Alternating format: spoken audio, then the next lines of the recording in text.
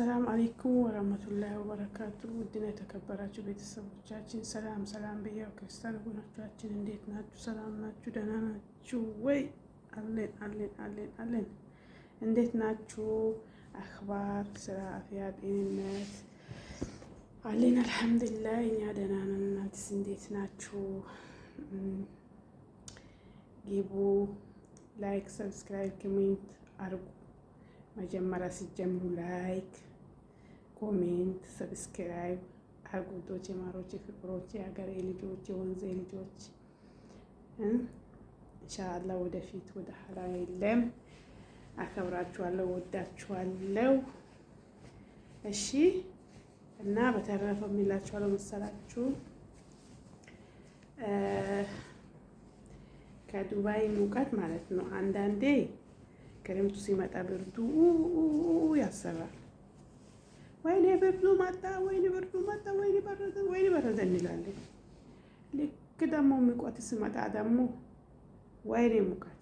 እውነት ልብ እንዲህ ነው የሚመጣው። ምን ይሻለናል? ምን ይሻላል? እኔ አሁን ግራ ያገባኝ ነገር ፈጣሪ አንተ ታውቃለህ ነው የምለው። አንዳንዴ አሁን በዚሁ ልጅ ትላንትናና ዛሬ ትንሽ ሚሻል ይመስለኛል። ትንሽ ይሻላል ብዬ አስባለሁ።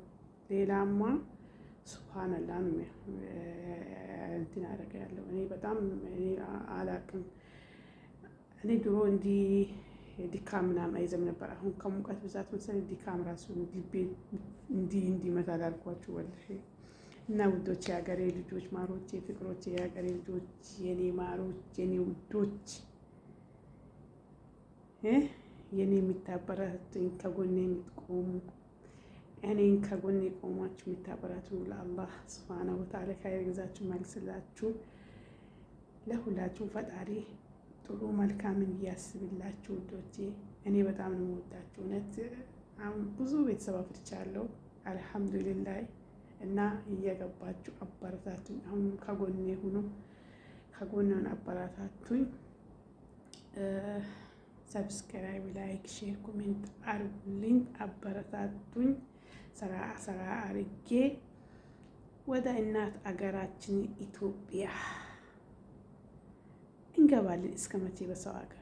እስከ መቼ የመዳምን ፊት እያየን? ወይኔ ያው ዛሬስ እንዴት ነገስ ሲነጋ የመሸሷን ፊት እያየን ያው ብቻ አልሐምዱሊላህ። እንዴ ከምንን አላህ ሱብሃነሁ ወተዓላ ለእኛ መልካሙን እሱ ይጻፍልን፣ መልካሙን እሱ ይጻፍልን። እውነት አሁን ሀገራችን በጣም ኑሮ ውድነቱ ሰውን አቃውሱ።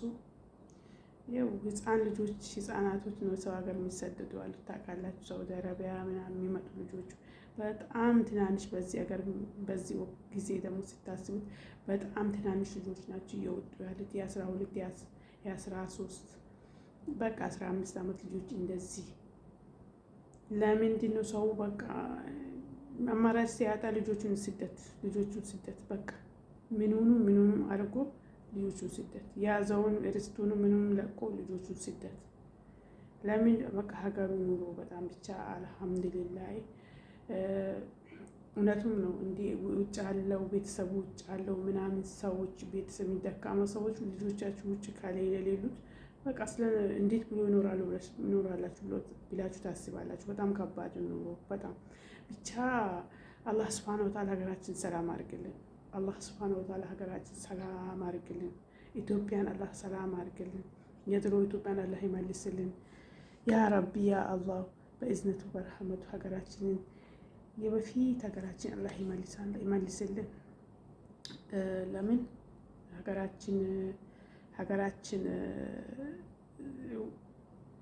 ስጠግብ ነው እኛም የምንጠግበው። ወሰው ሀገር ሆነን ተመችቶን ሩዝ ጠግበን በልተን እነሱን መርሳት የለብን። አንረሳም መቼም።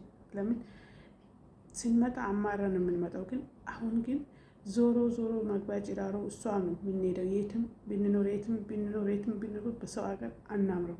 የፈለገ አመት ብንኖር እስኪ አንድ ቤት ላይ ማለት ነው 13 ዓመት 15 ዓመት የሰሩ ሰራተኞች አሉ።